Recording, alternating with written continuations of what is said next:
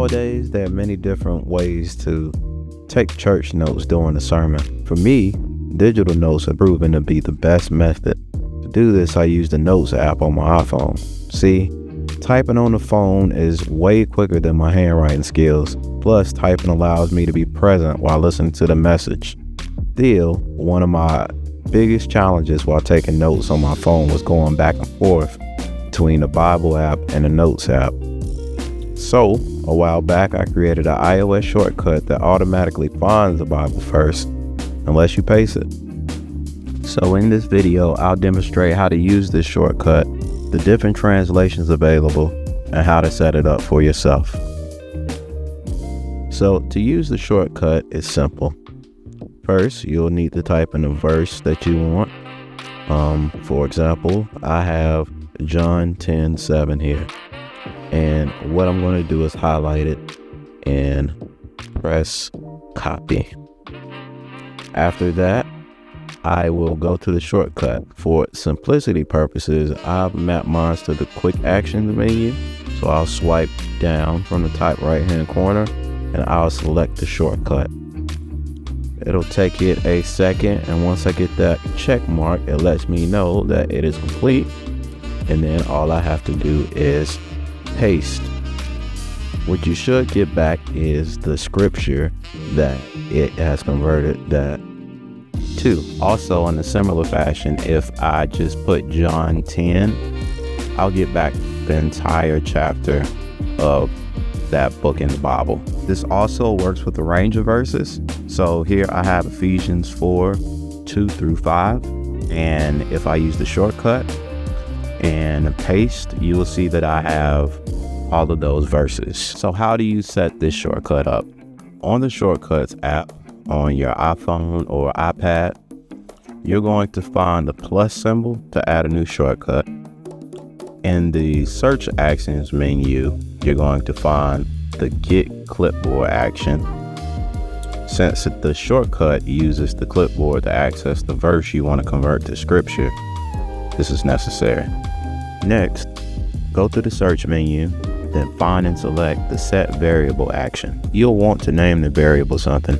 In my case, I named the variable Bible verse, since that's what this information will represent. From here, you'll want to go to the Bible API website, bible-api.com. On the website, under the User Input API section, you'll find the URL you need to copy. After you've copied the link, you're going to go back to the Shortcuts app and type in URL into the search menu. Next, paste the link that you've copied into the text field of the URL and delete everything after the slash. Next, you're going to select the Bible verse variable to go after the slash. The next part of the API call is specifying the translation in the URL. So if you wanted to change the translation of the Bible, this is where you would do that at. I personally use the default version, the web version that it comes with, because it's the closest thing I found to the NIV Bible that I use. It would be great if there was more variety of the translations that this API used, but this is what it has, and so yeah. So next, you're going to search for and select Get Contents of URL in the action menu to make the API call. This is what will return the scripture in the shortcut, but whenever getting the text back, the value isn't normal text, and so you'll have to convert it. To do this, you're going to search for value and select Get Dictionary Value. You'll want to set the key field to text in contents of URL, and last, you'll search for copy in the actions menu and select copy to clipboard. Now the shortcut is complete. So I do want to say that there's a possibility after you create the shortcut that when you hit the button for it to go, you may get this message, and if you do, just close out of it and go back in. I've left a shortcut link in the description so you can come back and download it if you don't want to go through tutorial. But if you have watched thus far, I want to say thank you for just watching, and I hope it's been some sort of value to you.